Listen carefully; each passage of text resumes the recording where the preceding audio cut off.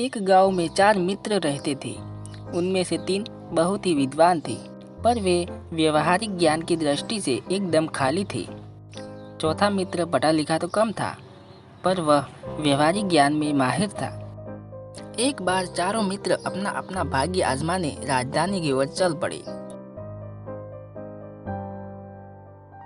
रास्ते में एक जंगल आया। वहां उन्हें एक पेड़ के नीचे कुछ हड्डियां दिखाई दी। उनमें से एक व्यक्ति ने उन हड्डियों का निरीक्षण करते हुए कहा, ये हड्डियां किसी शेर की है। इन हड्डियों को एकत्र करके मैं अपनी विद्या से मरे हुए शेर का कंकाल तैयार कर सकता हूँ। दूसरे विद्वान ने कहा, मैं अपने ज्ञान के बल से उस कंकाल पर मांस चढ़ाकर एवं रक्त से भरकर उसे खाल से ढक सकता हूँ। तीसरे विद्वान ने कहा, मैं अपनी विद्या से इस निर्जीव प्राणी को जीवित कर सकता हूँ। व्यवहारिक ज्ञान में माहिर चौथे मित्र को अपने तीनों मित्र की बातें सुनकर बड़ा आश्चर्य हुआ। उसने अपने विद्वान मित्रों को सावधान करते हुए कहा, मित्रों, शेर को जीवित करना खतरे से खाली नहीं होगा। यह सुनकर पहले विद्वान ने कहा, अरे यह तो मूर्ख है। इस बेवकूफ को हमारे ज्ञान से ईर्ष्या हो रही है। दोनों विद्वान मित्रों ने भी उसका समर्थन किया। यह देखकर वो समझदार व्यक्ति दौड़कर एक पेड़ पर चढ़ गया। तीनों विद्वान मित्रों ने अपने अपने ज्ञान का प्रयोग करना शुरू कर दिया। पहले विद्वान ने अपनी ज्ञान की शक्ति से सारी हड्डियां एकत्रित करके उसका कंकाल तैयार कर लिया। दूसरे विद्वान ने अपने ज्ञान की शक्ति से कंकाल पर मांस चढ़ाकर एवं रक्त से भरकर उसे खाल से ढक दिया।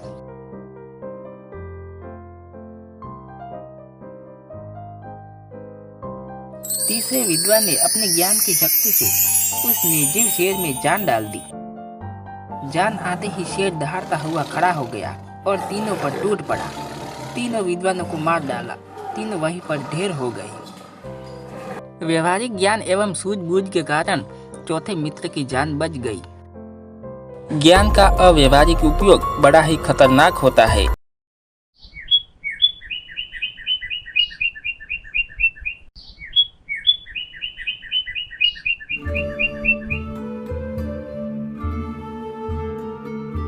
एक गांव में मोनू और सोनू नाम के 2 मित्र रहते थे।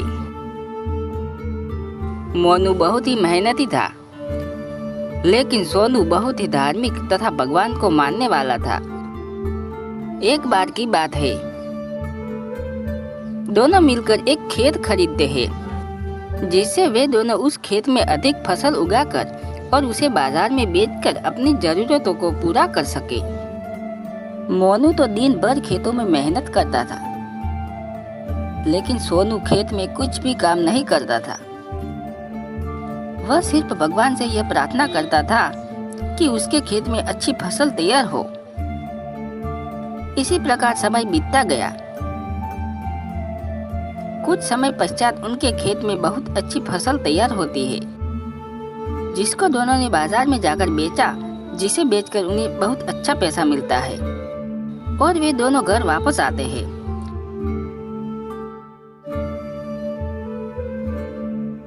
सोनू मोनू से कहता है कि मुझे इसमें से ज्यादा हिस्सा मिलना चाहिए, क्योंकि मैंने भगवान से ज्यादा फसल होने की प्रार्थना की थी।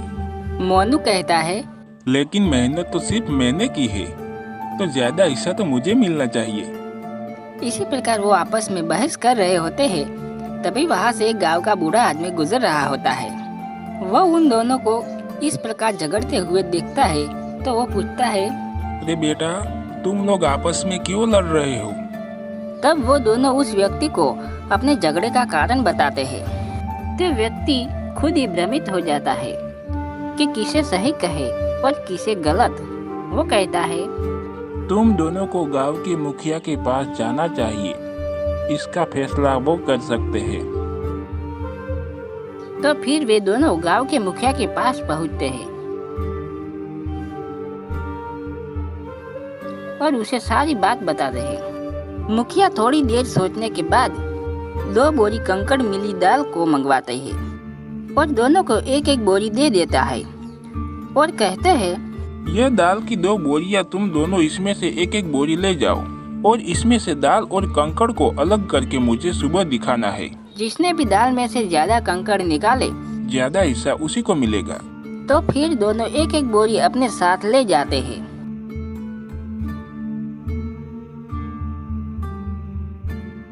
मोनू तो रात भर जागकर दाल में से कंकड़ अलग करता है।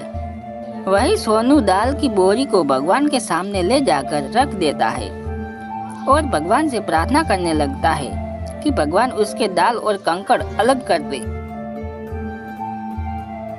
फिर सुबह होते ही दोनों गांव के मुखिया के पास पहुंचते हैं। मुखिया कहते हैं, दिखाओ किसने कितना दाल और कंकड़ अलग किया है।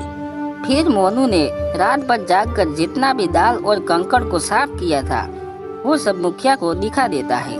फिर सोनू ने मुखिया के सामने पूरी बोरी खोल देता है, लेकिन सोनू की बोरी में वही दाल और कंकड़ थे। तब मुखिया देखता है और कहता है, सोनू, तुमने तो दाल में से एक भी कंकड़ अलग नहीं किया है। तुम सिर्फ भगवान पर ही निर्भर रहे, लेकिन तुम्हें यह पता नहीं है कि भगवान भी उन्हीं की मदद करते हैं जो स्वयं मेहनत करते हैं। सोनू मुखिया की यह बात सुनकर अपनी गलती को मानता है। फिर वह मोनू की तरह मेहनत करने लगता है।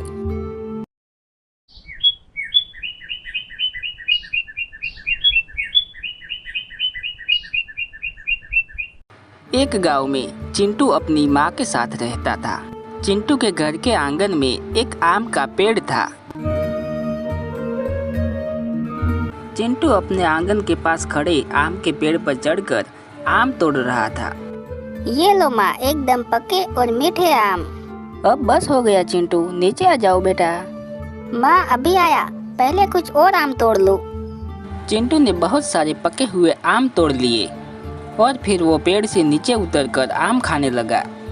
मीठे मीठे आम खाकर चिंटू का चेहरा एकदम से खिल गया। चिंटू, क्या तुम सारे आम अकेले ही खा जाओगे? नहीं माँ, ये बहुत ज्यादा है, आप भी खाओ ना।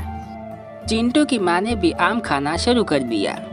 कुछ ही देर में दोनों का मन भर गया। बस बस, अब और नहीं खा सकती मैं। हाँ, अब मेरा भी पेट भर गया है माँ। पर अब हम इन आमों का क्या करेंगे? अब क्या कर सकते हैं बेटा, तुम्हारे बाबा भी यहाँ नहीं है, वरना इन सारे आमों को बाजार में ले जाते और बेचकर पैसा ले आते। मैं भी बाजार जाकर ये आम बेच सकता हूँ माँ। तुम अभी छोटे हो बेटा, और अगर रास्ते में चोरों ने लूट लिया तो? माँ, मैं सारे चोरों को भगा दूंगा। चलिए, मैं शाम तक आम बेचकर वापस आ जाऊंगा, ठीक है? चिंटू आम की टोकरी सर पर रखकर बाजार की ओर निकल पड़ा। लेकिन जैसा माँ ने बताया था, जंगल में दो चोर बैठे थे। चिंटू आम की टोकरी लेकर उसी रास्ते से जा रहा था। चिंटू को अपनी ओर आते देख दोनों चोर खड़े हो गए। चिंटू के पास पके हुए आम देखकर दोनों के मुंह में पानी आ गया। कुछ नाटक करके हमें इस बच्चे से आम लेने होंगे। जैसे ही चिंटू उन दोनों के पास गया, दोनों ने नाटक शुरू कर दिए। चिंटू बहुत ही चालाक था।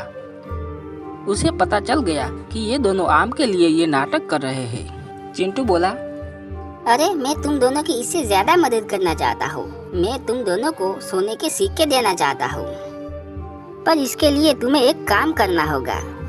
ये आम की टोकरी उठाकर बाजार तक चलना होगा। सोने के सिक्के की लालच में दोनों चोर चिंटू की बात मान लेते हैं और आम की टोकरी उठाकर दोनों चिंटू के पीछे पीछे बाजार तक चले जाते हैं। बाजार जाकर चिंटू आम बेचने बैठ जाता है और दोनों चोर वही उसके पीछे बैठ जाते हैं। चिंटू आम बेचने के लिए चिल्ला रहा होता है, जादुई आम ले लो, जादुई आम। चिंटू जादुई आम बोलकर चिल्ला रहा होता है। तभी एक पंडित की नज़र चिंटू पर पड़ती है और वो वहाँ आता है और कहता है, जादुई आम? ये तो मामूली आम है, तुम्हें तो इसे मुझे दान में दे देना चाहिए। महाराज, मैं ये आम आपको दान में दे सकता तो जरूर दे देता, पर ये एक जादुई आम है और इसका एक रहस्य है। महाराज, ये आम मैंने 2 हफ्ते पहले ही तोड़े थे, लेकिन अभी भी एकदम ताजे हैं। ये आम खराब ही नहीं होते।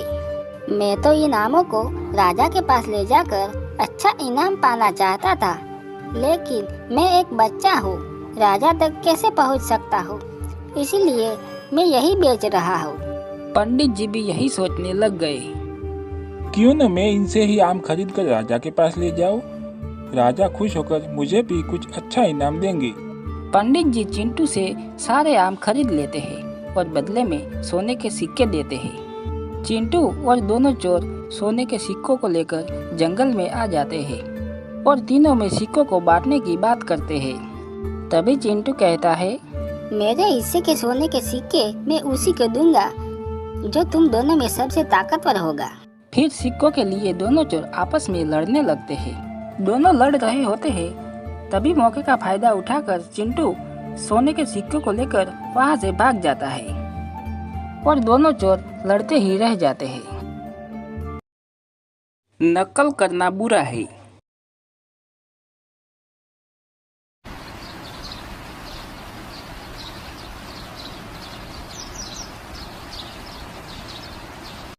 एक पहाड़ की ऊंची चोटी पर एक बाज रहता था।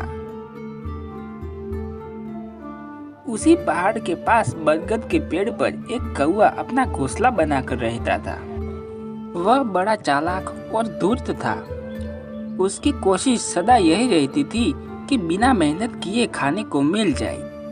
पेड़ के आसपास ही खरगोश रहते थे। जब भी खरगोश बाहर आते, वो बाज ऊंची उड़ान भरते और एकाध खरगोश को उठाकर ले जाते।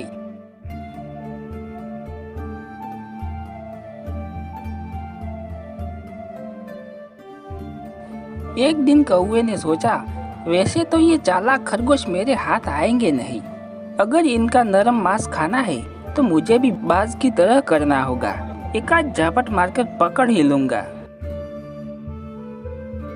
दूसरे दिन कौवे ने भी एक खरगोश को दबोचने की बात सोचकर ऊंची उड़ान भरी। फिर उसने खरगोश को पकड़ने के लिए बाज की तरह जोर से झापट मारा। अब भला कौवा बाज का क्या मुकाबला करता।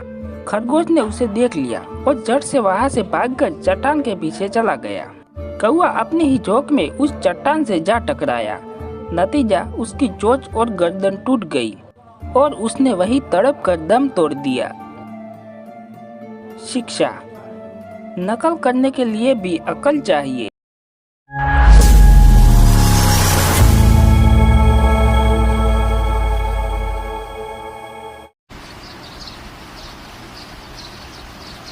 एक बार की बात है, एक गांव में भोला नाम का किसान अपनी पत्नी के साथ रहता था। उसके पास में 2 बैल और अपना एक छोटा सा खेत था, जिस पर वह रात दिन मेहनत करता था। तब कहीं जाकर उसे खाने जितना अनाज उगा पाता था। भोला गरीब होने के साथ साथ ईमानदार भी था। भोला की पत्नी हमेशा अपने भाग्य को कोसती रहती थी। न जाने किस जन्म के पाप भोगने पड़ रहे हैं जो इतनी गरीबी उठानी पड़ रही है। न जाने भगवान अपनी किस दिन सुनेंगे। अरे भाग्यवान, हम कर्म के अलावा और कर भी क्या सकते हैं? देना नहीं देना यह सब तो ऊपर वाले के हाथ में है। अपने सोचने से क्या होगा? कह तो तुम सही रहे हो, मगर 2 साल से अपने गांव में ठीक से बारिश न होने के कारण फसल खराब हो रही है। गांव में बाकी किसानों के पास तो गाय भैंस है, जिससे उनका तो गुजारा चल जाता है, मगर अपने पास तो केवल एक छोटे से खेत के अलावा कुछ भी नहीं है। और बारिश न होने के कारण उस खेत में भी फसल नहीं होती। पता नहीं इस बार भी क्या होगा। हाँ, यह बात तो तुम सही कह रही हो। पिछले 2 साल से ठीक से बारिश नहीं होने के कारण फसल बर्बाद हो रही है और अब तो कुएं भी सूखने लगे हैं। उनमें भी पानी अब कम बचा है। पता नहीं इस बार खेती में क्या होगा, यह तो ऊपर वाला ही जाने। चलो भाग्यवान, अब मैं चलता हूँ। भोला रोज की तरह अपने दोनों बैलों को लेकर अपने खेत की ओर निकल पड़ता है। भोला भले ही गरीब था, मगर बहुत ईमानदार था। वह दूसरों का भला ज्यादा सोचता था और वह हमेशा अच्छे कर्म करने की समझ रखता था। और फिर भोला खेत पहुंचकर खेत पर मेहनत और लगन से काम करने लगता है।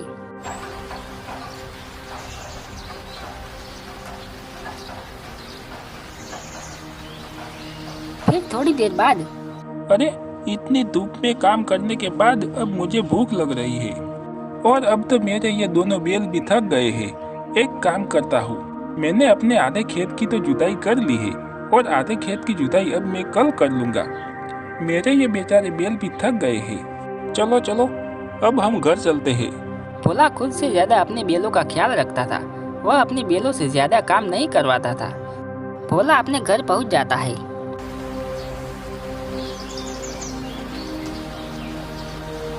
अरे ओ भाग्यवान, भाग्यवान, आज धूप में काम करते करते मुझे बहुत तेज भूख लग रही है। जाओ जाओ, जब तक मैं अपने दोनों बैलों को चारा डालकर आता हूँ तब तक तुम खाना परोसो। इतने ही बीच में उन्हें एक आवाज सुनाई देती है। ये किसकी आवाज है? वह दोनों बाहर निकल कर देखते हैं।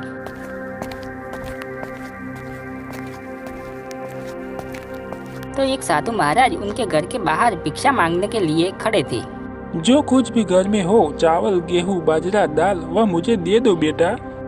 अरे साधु महाराज, हम सब पहले से ही कितने गरीब हैं। हम जैसे तैसे करके अपना जीवन गुजार रहे हैं। ऐसे में हम आपको कहाँ से दान दें? गरीब किसान की स्थिति देखकर बाबा जी समझ चुके थे और बोले, कोई बात नहीं बेटा, कोई बात नहीं, ठीक है बेटा, अब मैं चलता हूँ। मैं किसी और से भिक्षा मांग कर खा लूँगा। अरे भाग्यवान, अपने घर में बाबा को देने लायक कुछ भोजन है क्या? क्या? अपने घर में कहाँ से आएगा? अपने घर में बाबा को देने लायक कुछ भी नहीं है। केवल थोड़े से चावल थे जो तुम्हारे लिए बने हैं। अगर वह बाबा को दे देंगे तो तुम्हें भूखा रहना पड़ेगा। रुकिए बाबा, भाग्यवान, जाओ, जो मेरे हिस्से का भोजन है वह जाकर बाबा को दे दो। मगर फिर तुम क्या खाओगे? अगर बाबा को तुम भोजन दे दोगे फिर घर में एक अन्न का दाना नहीं है, तुम्हें भूखा रहना होगा। उसकी चिंता भाग्यवान तुम मत करो, मैं तो भूखा रह लूंगा, मगर बाबा को मैं अपने घर से भूखा जाने दूंगा तो मेरे गले से वैसे भी खाना नहीं उतरेगा। जाओ, तुम बाबा के लिए वह भोजन ले आओ। भोला की पत्नी बाबा के लिए खाना लेने घर के अंदर जाती है। भोला की पत्नी भोला की बात के अनुसार भोला के हिस्से का खाना बाबा को दे देती है। ये लो बाबा, भोजन कर लो। धन्यवाद बेटा, धन्यवाद। भले ही तेरे अभी बुरे दिन चल रहे हैं, मगर ऊपर वाला सब देख रहा है। वह तेरी एक दिन अवश्य सुनेगा।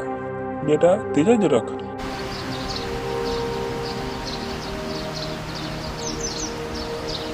फिर सुबह हर रोज की तरह आज भी अपने 2 बैलों के साथ खेत की ओर चल देता है।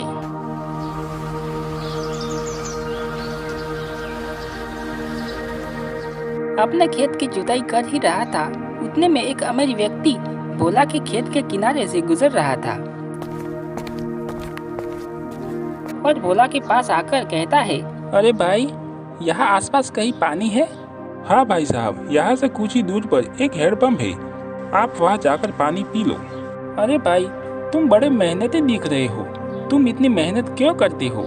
मैं अपने और अपनी पत्नी के लिए भोजन और कपड़े कमाने के लिए इतनी मेहनत करता हूँ। अरे तुम इतनी मेहनत करने के बावजूद अभी तक गरीब के गरीब हो। तुम तो अच्छे काम करते हो, तो भी तुम गरीब हो। मुझे तो नहीं लगता है कि कर्मों का फल मिलता है या नहीं। नहीं भाई साहब, मुझे पूरा विश्वास है, भगवान के घर देर है पर अंधेर नहीं। जो अच्छे कर्म करेगा उसे अच्छे कर्म का फल अवश्य मिलेगा। देर से मिलेगा मगर मिलेगा जरूर। शायद मुझे अभी नहीं मिला, मगर एक दिन अवश्य मिलेगा। भोला की बात सुनकर अमीर व्यक्ति हंसता और वहाँ से चलता बना।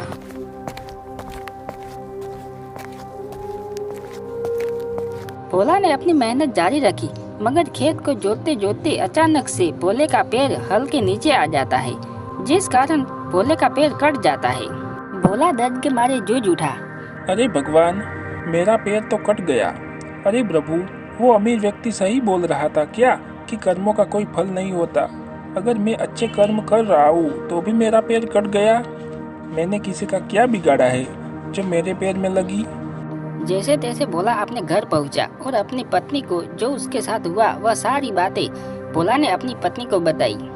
तुमने आज तक किसी को परेशान नहीं किया है, तुम्हें तुम्हारे अच्छे कर्मों का फल मिलेगा। भोला को अपनी पत्नी की बात सुनकर तसल्ली आई।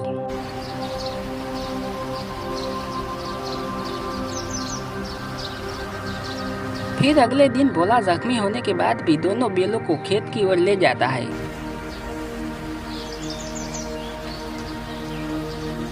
अरे अभी तक बारिश तो आई नहीं, अब फिर मैं अपने खेत की सिंचाई कैसे करूँगा? चलो एक काम करता हूँ, अपने खेत के कुएं में जाकर देखता हूँ उसमें कितना पानी है। अगर उसमें पानी हुआ तो अपने खेत की सिंचाई करूँगा। भोला अपने खेत के कुएं के पास में जाता है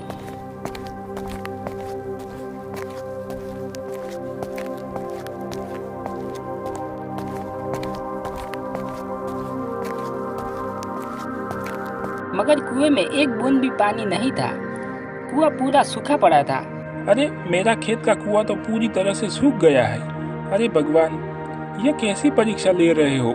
घर में अन्न का एक दाना नहीं और अब तो मेरा कुआं भी सूख गया है। इस बार मैं खेती कैसे करूंगा भगवान? एक काम करता हूँ, मैं अपने कुएं के अंदर जाकर खुदाई करता हूँ, शायद पानी निकल जाए। हे भगवान, कृपा करना प्रभु। इतना कहकर भोला कुएं के अंदर उतरकर खुदाई शुरू करता है। थोड़े समय बाद अचानक से कुएं के एक पत्थर के अंदर से पानी निकलने लगता है। यह पानी कहाँ से आया? मुझे तो अपनी आंखों पर विश्वास ही नहीं होता। मुझे तो लगता है यह सब मेरे अच्छे कर्मों का फल है जो मुझे मिला। भाग्यवान सही कह रही थी कि तुम्हें तुम्हारे अच्छे कर्म का फल अवश्य मिलेगा। ऊपर वाले ने मेरी सुन ली। इस पानी से तो अब मैं अपने खेत की सिंचाई अच्छी तरह से कर सकूंगा। भोला की खुशी का कोई जवाब नहीं था। भोला पानी को देखकर बहुत खुश हो गया।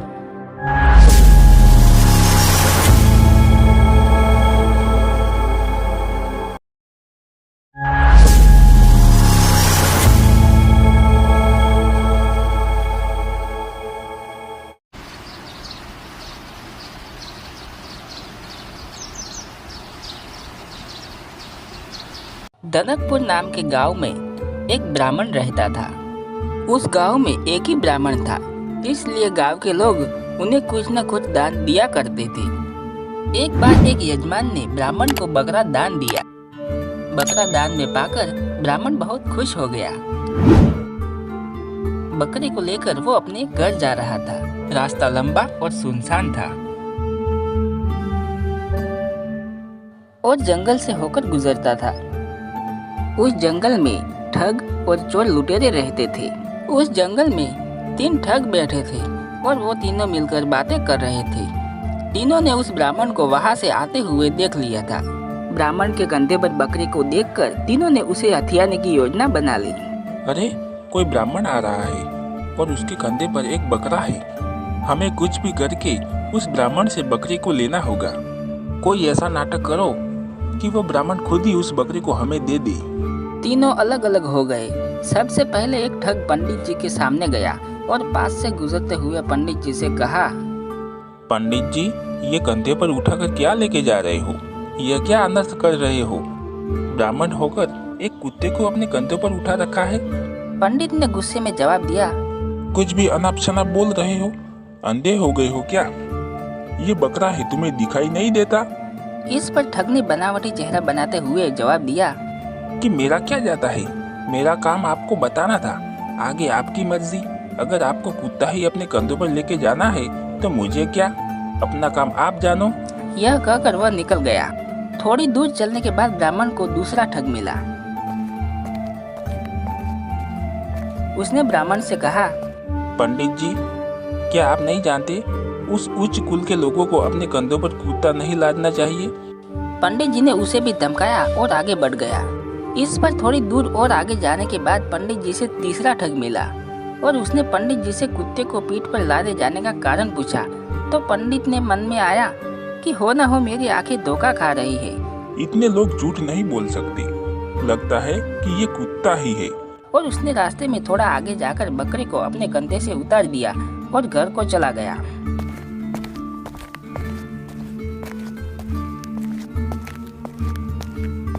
तीनों ठग उसका पीछा करते करते आ रहे थे और उस बकरे को लेकर चले गए।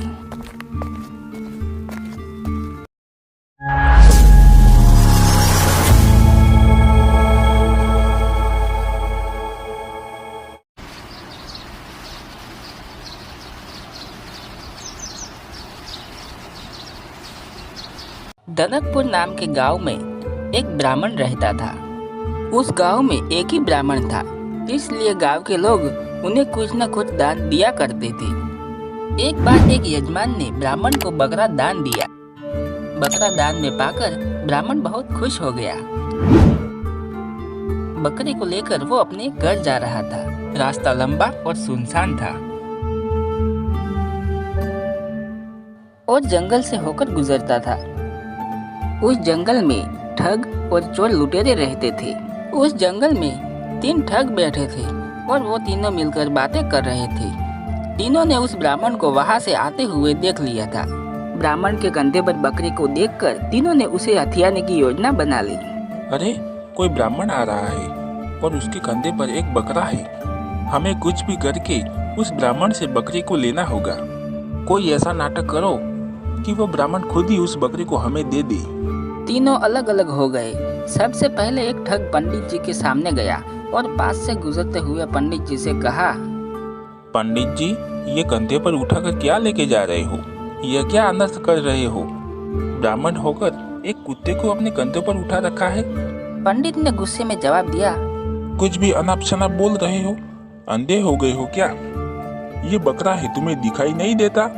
इस पर ठग ने बनावटी चेहरा बनाते हुए जवाब दिया कि मेरा क्या जाता है, मेरा काम आपको बताना था, आगे आपकी मर्जी। अगर आपको कुत्ता ही अपने कंधों पर लेके जाना है तो मुझे क्या, अपना काम आप जानो। यह कहकर वह निकल गया। थोड़ी दूर चलने के बाद ब्राह्मण को दूसरा ठग मिला। उसने ब्राह्मण से कहा, पंडित जी, क्या आप नहीं जानते उस उच्च कुल के लोगों को अपने कंधों पर कुत्ता नहीं लादना चाहिए? पंडित जी ने उसे भी धमकाया और आगे बढ़ गया। इस पर थोड़ी दूर और आगे जाने के बाद पंडित जी से तीसरा ठग मिला और उसने पंडित जी से कुत्ते को पीठ पर लादे जाने का कारण पूछा। तो पंडित ने मन में आया कि हो न हो मेरी आंखें धोखा खा रही है। इतने लोग झूठ नहीं बोल सकते, लगता है कि ये कुत्ता ही है। और उसने रास्ते में थोड़ा आगे जाकर बकरी को अपने कंधे से उतार दिया और घर को चला गया।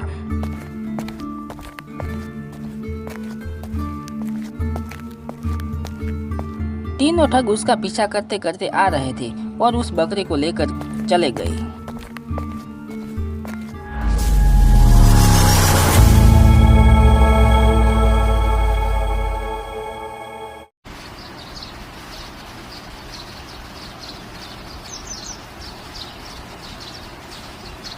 दनकपुर नाम के गांव में एक ब्राह्मण रहता था।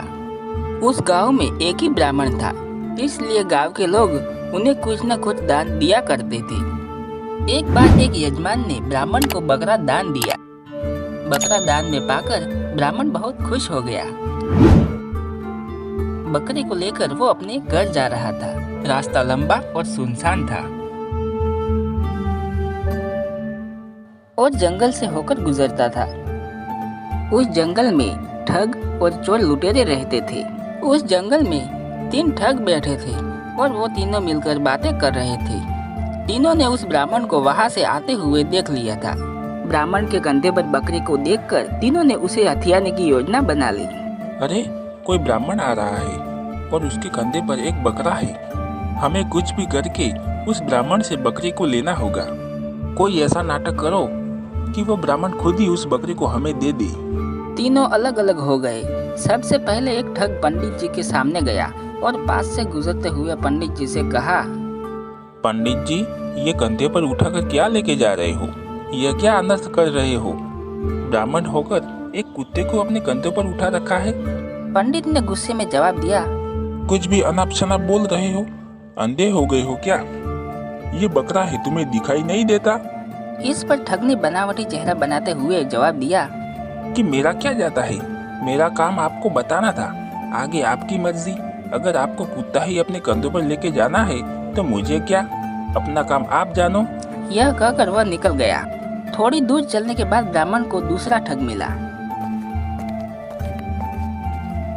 उसने ब्राह्मण से कहा, पंडित जी, क्या आप नहीं जानते उस उच्च कुल के लोगों को अपने कंधों पर कुत्ता नहीं लादना चाहिए? पंडित जी ने उसे भी धमकाया और आगे बढ़ गया। इस पर थोड़ी दूर और आगे जाने के बाद पंडित जी से तीसरा ठग मिला और उसने पंडित जी से कुत्ते को पीठ पर लादे जाने का कारण पूछा। तो पंडित ने मन में आया कि हो न हो मेरी आंखें धोखा खा रही है। इतने लोग झूठ नहीं बोल सकते, लगता है कि ये कुत्ता ही है। और उसने रास्ते में थोड़ा आगे जाकर बकरी को अपने कंधे से उतार दिया और घर को चला गया।